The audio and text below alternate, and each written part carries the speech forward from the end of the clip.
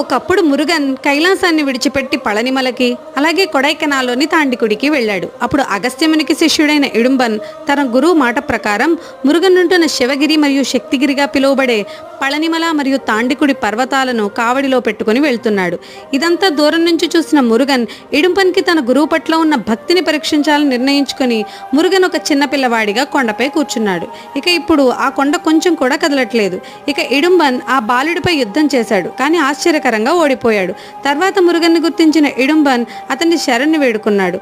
అప్పటి నుండే ఇడుంబన్ కావడి అనే ఆచారం ప్రపంచవ్యాప్తంగా ఉన్న మురుగన్ ఆలయాల్లో ప్రసిద్ధి పొందింది. ఇక తాండికుడిలోని కొండలపై మురుగన్ ఆనవాళ్లు ఈ రోజుకి కూడా కనిపిస్తాయి. ఇక్కడే బాలమురుగన్ పాదాలు, అలాగే తన వాహనమైన నెమలి, పాము ఆకారం, స్వామి నీరు తాగిన సునై తీర్థం ఈ రోజుకి కూడా ఇక్కడ కనిపిస్తాయి. ఇక్కడి సునై తీర్థంలోని నీరు త్రాగితే సంతానం లేని వారికి సంతానం కలుగుతుందని ఇక్కడి వారి నమ్మకం. జై మురుగన్.